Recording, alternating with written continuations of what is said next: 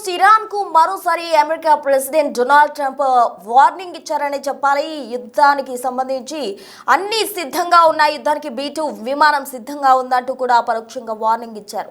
అయితే అణు చర్చలు కనుక విఫలమైతే ఖచ్చితంగా యుద్ధం తథ్యమంటున్నారు అమెరికా ప్రెసిడెంట్ డొనాల్డ్ ట్రంప్. అణు చర్చలకు సంబంధించి తాను పరోక్షంగా పాల్గొంటానంటూ చెప్తూ ఉన్నారు. అణు చర్చల్లో ఖచ్చితంగా ఇరాన్ దిగి రావాల్సిందే అంటూ కూడా ఆయన హెచ్చరికలు జారీ చేస్తూ ఉన్నారు. జెనీవా కేంద్రంగా ఇరాన్తో అమెరికా అణు చర్చలు జరుపుతూ ఉంది. ఈ నేపథ్యంలో చర్చల్లో తాను పరోక్షంగా పాల్గొంటాను అంటూ అమెరికా ప్రెసిడెంట్ డొనాల్డ్ ట్రంప్ అంటున్నారు. ఇప్పటికే ఇరాన్ను అమెరికా యుద్ధ నౌకలు చుట్టుముట్టిన పరిస్థితి, ఏ క్షణమైనా దాడికి సిద్ధంగా ఉన్న ఫైటర్ జెట్లు ఉన్నట్టు కూడా చెప్తూ ఉన్నారు.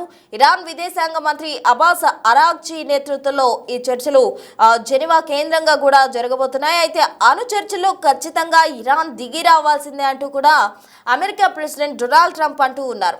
మరి ఇరాన్ దిగి వస్తుందా? ఒకవేళ అణు చర్చలు విఫలమైతే యుద్ధం తథ్యమన్న విధంగా కూడా ట్రంప్ వార్నింగ్ ఇస్తున్నారు. కాబట్టి ఇరాన్ సిద్ధంగా ఉందా, ఇరాన్ ఏ సిచ్యువేషన్లో ఉంది అన్నదానికి సంబంధించి వివరాలు మనం లోతుగా తెలియాల్సి ఉంది. మొత్తంగా ఇరాన్కు మరోసారి ట్రంప్ వార్నింగ్ ఇచ్చారు. గతంలో జరిగిన చర్చలు విఫలమయ్యాయి. అప్పుడు కూడా డొనాల్డ్ ట్రంప్ చెప్పారు, చర్చలు విఫలమైతే కనుక యుద్ధం తప్పనిసరి అన్న విధంగా కూడా చెప్పిన పరిస్థితి. మరి మరోసారి ఇరాన్కు హెచ్చరికలు జారీ చేశారు అమెరికా ప్రెసిడెంట్ డొనాల్డ్ ట్రంప్. అణు చర్చలు విఫలమైతే యుద్ధం తప్పదని కూడా ఆయన హెచ్చరిస్తూ ఉన్నారు. యుద్ధానికి ఇప్పటికే B-2 స్పిరిట్ విమానం రెడీగా ఉందంటూ కూడా వార్నింగ్ ఇచ్చారు. మరి ఇరాన్ అణు చర్చలకు దిగి వస్తుందా, లేకపోతే చర్చలు విఫలమైతే ఎదుర్కొనేందుకు సిద్ధంగా ఉందా? ఎటువంటి పరిస్థితుల్లో ఇరాన్ ఉంది? అటు డొనాల్డ్ ట్రంప్ ఇప్పటికే చెప్తూ ఉన్నారు, అణు చర్చల్లో తాను పరోక్షంగా పాల్గొంటాను అని చెప్పి. మరి ట్రంప్ రెడీగా విమానాలు ఉన్నాయి, ఫైటర్ జెట్స్ ఇప్పటికే ఇరాన్ను చుట్టుముట్టాయన్న విధంగా కూడా వార్నింగ్ ఇస్తున్నారు. మరి ఇరాన్ దిగొస్తుందా అన్న దానికి సంబంధించి ఒక ఉత్కంఠ అయితే నెలకొందనే చెప్పాలి. మొత్తంగా ఇదే అంశానికి సంబంధించి ట్రంప్ అసలు మాట్లాడడం జరిగింది. ఆయన మాటల్లోనే విందాం ఏమన్నారు. They want the consequences of not making a deal. They want to make a deal. What are you expecting from these Iran talks in Geneva tomorrow? So I'll be involved in those talks indirectly, and they'll be very important. We'll see what can happen. It's been typically Iran's a very tough negotiator. They're good negotiators, or bad negotiators. I would say they're bad negotiators because we could have had a deal instead of sending the B-2s in to knock out their nuclear potential, and we had to send the B-2s. I hope they're going to be more reasonable. They want to make a deal. Have you been told that a deal is next to impossible? No, I think they want to make a deal. I don't think they want the consequences of not making a deal. They want to make a deal. What are you expecting from these Iran talks in Geneva tomorrow? So I'll be involved in those talks indirectly, and they'll be very important. We'll see what can happen. It's been typically Iran's a very tough negotiator. They're good negotiators, or bad negotiators. I would say they're bad negotiators because we could have had a deal instead of sending the B-2s in to knock out their nuclear potential, and we had to send the B-2s. I hope they're going to be more reasonable. They want to make a deal. Have you been told that a deal is next to impossible? So Geneva కేంద్రంగా ఇరాన్తో అణు చర్చలకు సిద్ధమైంది America. ఒకవేళ అణు చర్చలు కనుక విఫలమైతే యుద్ధం తప్పనిసరి అనే విధంగా కూడా డొనాల్డ్ ట్రంప్ హెచ్చరికలు జారీ చేస్తూ ఉన్నారు. ఇప్పటికే B-2 స్పిరిట్ విమానం రెడీగా ఉందంటూ కూడా ఆయన హెచ్చరిస్తూ ఉన్నారు. మరోవైపు ఇప్పటికే ఇరాన్ చుట్టూ కూడా అటు ఫైటర్ జెట్స్ సిద్ధంగా ఉన్నాయి, ఏ క్షణమైనా దాడి చేసేందుకు సిద్ధంగా ఉన్నట్టు అమెరికా ప్రెసిడెంట్ డొనాల్డ్ ట్రంప్ అంటున్నారు. మరి ఇరాన్ ఈ యుద్ధానికి సిద్ధమవుతుందా, అణు చర్చల్లో దిగొస్తుందా అన్న దానికి సంబంధించి మరింత సమాచారం అసిస్టెంట్ 8 రామ్దాస్ అందించేందుకు సిద్ధంగా ఉన్నారు. రామ్దాస్ చెప్పండి, అణు చర్చలకు దిగొచ్చే అవకాశం ఉందంటారా? ఇరాన్ గతంలో కూడా ఇటువంటి చర్చలు జరిగినప్పుడు తాము ఏమాత్రం తగ్గమన్న విధంగా కూడా యుద్ధానికి సిద్ధమన్న విధంగా కూడా వారు చెప్పడం జరిగింది. మరి ఈసారి చర్చలో దిగొస్తారా, లేకపోతే యుద్ధానికి సిద్ధంగా ఉన్నారా? ఎగ్జాక్ట్లీ ఇప్పుడు మనం డొనాల్డ్ ట్రంప్ మాటలు విన్నాం. చాలా ఖచ్చితంగా హెచ్చరిస్తున్నారు, న్యూక్లియర్ డీల్ తమతో కుదుర్చుకోకపోతే ఇక పర్యవసానాలు తీవ్రంగా ఉంటే ఎదుర్కోవడానికి రెడీగా ఉండంటూ ఆయన చేసిన హెచ్చరిక అది. ఎయిర్ ఫోర్స్ 1 లో ఆయన మీడియాతో మాట్లాడిన మాటలు అవి. ఈ మాటలే ఇప్పుడు చాలా ఖచ్చితంగా అమెరికా ఎంత స్పష్టంగా ఉందో అర్థమవుతుంది. ఇప్పటికే ఒమన్ లో ఒక రౌండ్ చర్చలు అయిపోయాయి. ఇవాళ 2వ రౌండ్ చర్చలు స్విట్జర్లాండ్ జెనీవాలో జరగబోతున్నాయి. ఇప్పటికే ఇరాన్ మంత్రి అబ్బాస్ అరాక్చి అక్కడ న్యూక్లియర్ వాచ్ డాగ్ తో ఇప్పటికే సమావేశమయ్యారు.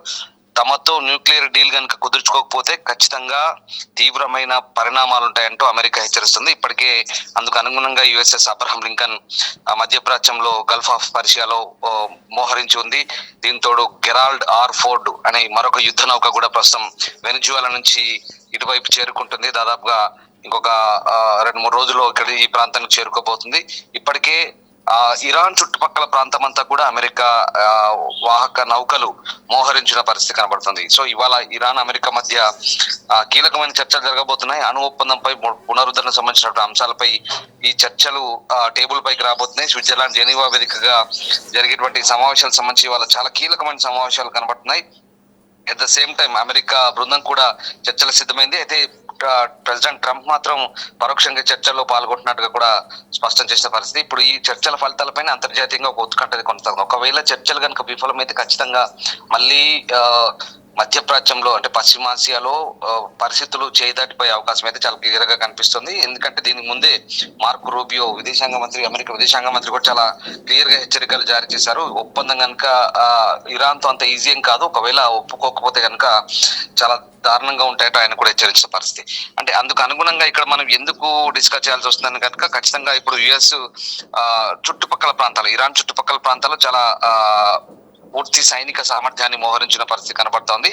ఇరాన్ సమీపంలో ఇప్పటికే ఇరాన్ పై ఒత్తిడి తెచ్చేందుకు యుఎస్ఎస్ అబ్రహం లింకన్ స్థానం అక్కడ ఉన్నట్టుగా మనకు చాలా క్లియర్ గా అర్థమవుతుంది. అది చాలా 3 గైడెడ్ మిసైల్స్ ఉన్నాయి, డిస్ట్రాయర్స్ ఉన్నాయి, తర్వాత స్ట్రైక్ గ్రూప్ సంబంధించినటువంటి ఇది ఒక అబ్రహం లింకన్ F-35 ఫైటర్స్ తో సహా 90 విమానాలు, అలాగే దాదాపు 5,680 మంది సిబ్బందిని తీసుకెళ్తుంది. దాదాపు గల్ఫ్ ప్రాంతంలో ఇది మోహరించింది. కానీ మొన్నటి వరకు శాటిలైట్ లో కనిపించలేదు. ఇప్పుడు తాజాగా అంతర్జాతీయ మీడియా మొత్తం చెప్తుంది ఏంటంటే ఇప్పుడు శాటిలైట్ లో ఉపగ్రహ చిత్రాలు కనిపిస్తుంది. ఇరాన్ కు చాలా దగ్గరగా ఉంది అది. అలాగే జెరాల్డ్ ఆర్ ఫోర్డ్ అనే మరొక యుద్ధ నౌక కూడా ప్రస్తుతం మిడిల్ ఈస్ట్ చేరుకుంది. ఇది ప్రపంచంలోనే అతిపెద్ద యుద్ధ నౌక. దాదాపుగా ఒక కదిలే యుద్ధ క్షేత్రం లాంటిది. దాదాపు 80 యుద్ధ విమానాలు ఉంటాయి. అందులో ఇంధనం నింపుకోకుండా ఒక 2 దశాబ్దాల పాటు అంటే ఒక 20 సంవత్సరాల పాటు కూడా ప్రయాణించేటువంటి సామర్థ్యం ఉంది. దాదాపు 1,00,000 టన్నుల బరువు ఉంటుంది. చాలా ప్రమాదకరమైంది. ఎంత దారుణమైన డెస్ట్రాయర్ అంటే ఇక ఆ యుద్ధ నౌక వెళ్ళి విధ్వంసం తప్ప ఇంకే ఉండదు. అంత దారుణమైన విధ్వంసం ఉంటుంది. ఇప్పటికే వెనిజువేలా మీద అటాక్ చేయడానికి కూడా అది ఆల్రెడీ ఆ ప్రాంతంలో మోహరించింది. ఇప్పుడు అక్కడి నుంచి ఇటువైపు వస్తుంది. సో ఇట్లాంటివన్నీ కూడా చుట్టూ మోహరించినాయి. అంతేకాదు ఇక చాలా ప్రాంతాల్లో మనకు తెలిసిందే అమెరికన్ ఎయిర్ బేస్లు ఎక్కడెక్కడ ఉన్నాయి. జోర్డాన్ లో ఉన్నాయి, ఈజిప్ట్ లో ఉన్నాయి, ఖతర్ లో ఉన్నాయి, కువైట్ లో ఉన్నాయి, అబుదాబిలో ఉన్నాయి. ఈ ప్రాంతాలు అన్ని చోట్ల ఉన్నాయి. అన్ని చోట్ల కూడా దాదాపుగా ఇప్పటికైతే అమెరికన్ సంబంధించినటువంటి డెస్ట్రాయర్లు, పోరాట నౌకలు, ఫైటర్ జెట్లు అంతా కూడా రెడీగా ఉన్నాయి, సిద్ధంగా ఉన్నాయి. సో అమెరికా ఈ ప్రాంతంలో ఇప్పుడైతే యూరోపియన్ సెంటినెల్-2 ఉపగ్రహం నుంచి తీసినటువంటి ఈ ఛాయాచిత్రాలన్నీ కూడా అంతర్జాతీయ మీడియా కథనాలు చాలా క్లియర్ గా చెప్తున్నాయి. అమెరికన్ సెంట్రల్ కమాండ్ కూడా ప్రస్తుతం కొన్ని రిలీజ్ చేసింది. ఈ ప్రాంతంలో ఇప్పటికే తాము రెడీగా ఉన్నట్టు చెప్తున్న పరిస్థితి కనబడతా ఉంది. సో ఇవన్నీ కూడా ట్రాక్ చేస్తున్నారు ఎప్పటికప్పుడు. ప్రస్తుతం ఈ పరిస్థితులు ఏంటనేది ట్రాక్ చేస్తా ఉన్నారు. అలా మరోవైపు గల్ఫ్ లోని బహ్రెయిన్ నావల్ స్టేషన్ లో కూడా ప్రస్తుతానికి ఇవన్నీ కూడా సిద్ధంగా ఉన్నాయి. కొన్ని అటువైపు రావడానికి సిద్ధంగా ఉన్నాయి. మరోవైపు తూర్పు మధ్యధరా సముద్రం, ఎర్ర సముద్రంలో కూడా మరొక 2 డెస్ట్రాయర్లు సిద్ధంగా ఉన్నట్టుగా అమెరికా చెప్తుంది. సో ఇవన్నీ మనకు ఈ పరిణామాలన్నీ కూడా ఏంటంటే ఇరాన్ చుట్టూ ఇప్పుడు నేను చెప్తున్న ప్రాంతాలన్నీ కూడా ఇరాన్ చుట్టూ మోహరించిన 4 వైపులా ఏ ఒక్క వైపు కూడా కనీసం దారి లేని పరిస్థితి, ఇరాన్ కు తప్పించుకునే పరిస్థితి. అట్లని చెప్పేసి ఇరాన్ కూడా తక్కువ అంచనా అమెరికా ఎయిర్ బేస్లు ఎక్కడెక్కడైతే ఉన్నాయో ఆయా ప్రాంతాలన్నింటి కూడా వాళ్ళు టార్గెట్ పెట్టున్నారు. ఎందుకంటే దాని తగ్గట్టుగా ఇప్పటికే వాళ్ళు హర్మూజ్ జలసంధి అంటారు. హర్మూజ్ జలసంధి అనేది చాలా కీలకమైన వాణిజ్య రవాణా మార్గం. ఈ హర్మూజ్ జలసంధిలో ఇప్పటికీ ఇరాన్ కూడా సైనిక విన్యాసాలు చేస్తుంది. ఇరాన్ రెవల్యూషనరీ గార్డ్స్ ఎవరైతే ఉన్నారో IRGC గార్డ్స్ వాళ్ళంతా కూడా అక్కడ క్షిపణులు, గైడెడ్ క్షిపణులు, వాళ్ళు కూడా సైనిక సంపత్తితో ఆ ప్రాంతం అంతా కూడా సైనిక బలగాలతో మోహరించి అక్కడ వాళ్ళు కవాతు చేస్తున్న పరిస్థితి కనబడుతుంది. సో ఈ మొత్తం పరిస్థితులని మనం ఒక్కసారి అంచనా వేస్తే కనుక ఇవాళ జెనీవాలో జరిగే ఈ అణు ఒప్పందం ఏదైనా సక్సెస్ కాకపోతే కనుక ఖచ్చితంగా మళ్ళీ తీవ్రమైన పరిణామాలు ఉంటాయనేది మనకు చాలా క్లియర్ గా అర్థమవుతుంది. సో మొత్తం మీద ఇటు జోర్డాన్ లో కూడా అదే పరిస్థితి. జోర్డాన్ లో మునాఫాక్ సైనిక స్థావరం నుంచి కూడా F-15 బాంబర్స్ అలాగే EA-18 యుద్ధ విమానాలు కూడా అమెరికా రెడీ చేసింది.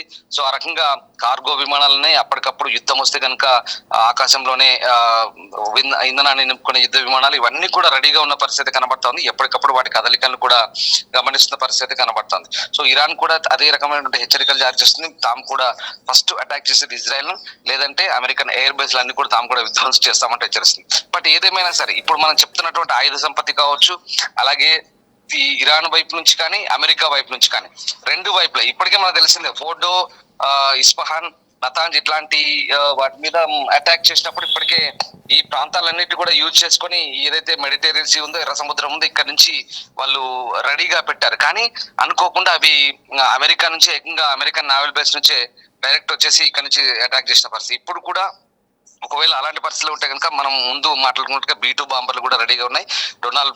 ప్రెసిడెంట్ డొనాల్డ్ ట్రంప్ కూడా అదే హెచ్చరిస్తున్న పరిస్థితి. సో ఓవరాల్ గా ప్రస్తుతం ఉన్న సిచ్యువేషన్ లో ఇరాన్ అమెరికా పరిణామాలు కనుక ఎటు దారితీస్తాయని మాత్రం ప్రపంచం అంతా ఆసక్తిగా గమనిస్తుంది. మరి ఇవాళ జెనీవాలో జరిగే ఈ సమావేశాలు ఎంత సక్సెస్ అవుతాయి లేదనేది తేలాల్సింది.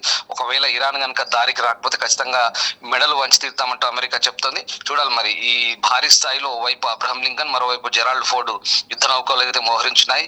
దీంట్లో దాదాపు వందల సంఖ్యలో వాహక నౌకలు, ఫైటర్ జెట్లు అయితే మోహరించున్నాయి. ఏ క్షణమైనా అవసరమైతే ప్రెసిడెంట్ ట్రంప్ ఒక్కసారి సైగ చేస్తే వెళ్లి విధ్వంసం సృష్టించేందుకు రెడీగా ఉన్నాయనేది మనకి పరిణామాలు బట్టి అర్థమవుతుంది. At the same time Iran కూడా అంతే సన్నద్ధంగా ఉన్నట్టుగా మనకు అర్థమవుతుంది.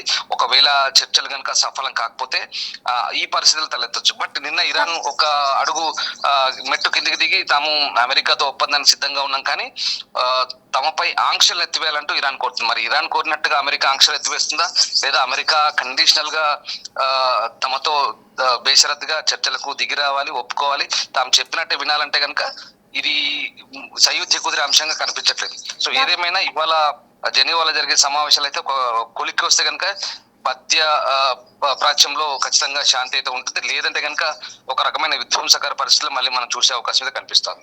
రామ్దాస్, ఇరాన్ ఆయుధ సంపద గురించి గతంలో కూడా మనం చూసాము. ప్రపంచ దేశాలకు కూడా ఇరాన్ ఆయుధ సంపత్తికి సంబంధించి తెలుసు. అయితే ఇప్పుడు ప్రెసిడెంట్ డొనాల్డ్ ట్రంప్ ఇస్తున్న వార్నింగ్ పరంగా చూసినట్లయితే ఖచ్చితంగా కూడా సయోధ్య కురియే అవకాశమే లేదు. మీరు అన్నట్టు అక్కడ మనం చూస్తూ ఉన్నాము, ఏ మాత్రం కండిషన్స్ లేకపోతే వాళ్ళు చర్చించేందుకు సిద్ధమన్న విధంగా కూడా ఇరాన్ చెప్తుంది. బట్ ప్రెసిడెంట్ డొనాల్డ్ ట్రంప్ మాత్రం ఆంక్షలతో కూడిన షరతులు పెట్టిన అవకాశం ఎక్కువగా ఉంది. కాబట్టి ఎలా ఉండబోతుందంటారు? మొత్తం ఈ పరిణామాలు ఎంతటి ప్రపంచ దేశాలను కూడా డిస్టర్బ్ చేసే అవకాశం ఉంది. కాబట్టి ఎలా ఉండబోతుందంటారు పరిణామం? డెఫినెట్ గా ఇరాన్ కోరుతుంది ఏంటంటే తమపై ఉన్నటువంటి ఆంక్షలు ఎత్తివేయాలి. ముఖ్యంగా ఇరాన్ పై ఉన్నటువంటి వాణిజ్య ఆంక్షలు కావచ్చు, లేదంటే యుద్ధకు సంబంధించినటువంటి ఆంక్షలు కావచ్చు, రాజకీయపరమైన ఆంక్షలు కావచ్చు, ఇవన్నీ కూడా అమెరికా విధిస్తూ వస్తుంది. ఆ ఆంక్షలన్నీ కూడా అన్కండిషనల్ గా ఎత్తివేస్తే తాము ఈ అమెరికాతో ఒప్పందాన్ని కుదుర్చుకునే సిద్ధంగా ఉన్నామని చెప్తుంది. కానీ అమెరికా ఇరాన్ చెప్పినట్టు వింటుందా అనేది ఇక్కడ పెద్ద ప్రశ్న, $1 బిలియన్ ప్రశ్న. అమెరికా తను అనుకున్నది సాధించేందుకు ఎంతకైనా తెగిస్తుంది అనేది మనకు తెలిసిందే. ఇప్పటికే నికోలస్ ముదురోను అదుపులోకి తీసుకోవడానికి వెనిజువెలాలకు వెళ్ళిన తీరు, అక్కడ అతన్ని క్యాప్చర్ చేసిన తీరు, ఇదంతా మనం ప్రపంచం అంతా చూసిందే.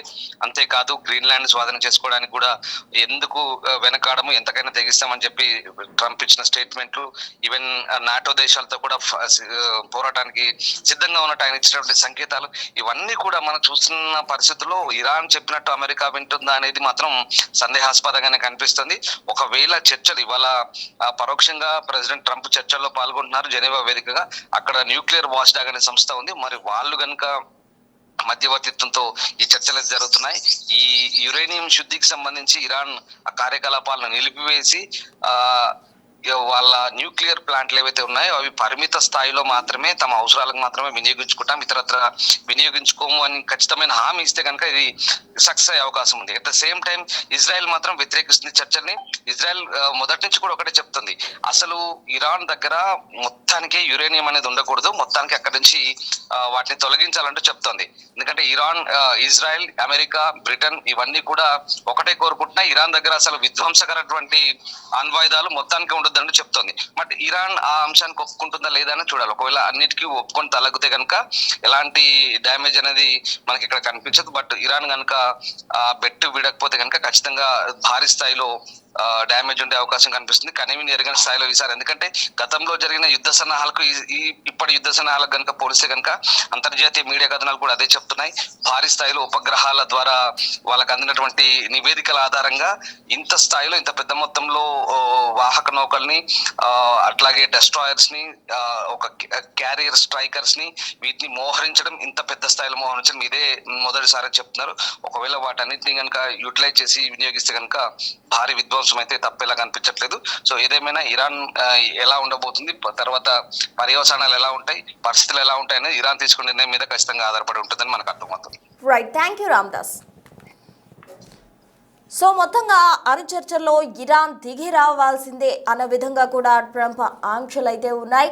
ఒకవేళ ఇరాన్ కనుక దిగి రానట్లయితే పరిణామాలు తీవ్రంగా ఉంటాయంటూ కూడా ఆయన హెచ్చరిస్తున్నారు. ఇప్పటికే ఇరాన్ మొత్తం కూడా ఫైటర్ జెట్లు చుట్టుముట్టాయంటూ ట్రంప్ హెచ్చరిక జారీ చేశారు. అటు B-2 స్పిరిట్ విమానం కూడా యుద్ధానికి సిద్ధంగా ఉందని ట్రంప్ హెచ్చరిస్తూ ఉన్నారు. మరి ఇరాన్ దేశాధ్యక్షులు దిగి వచ్చే అవకాశం ఉందా అణు చర్చల్లో?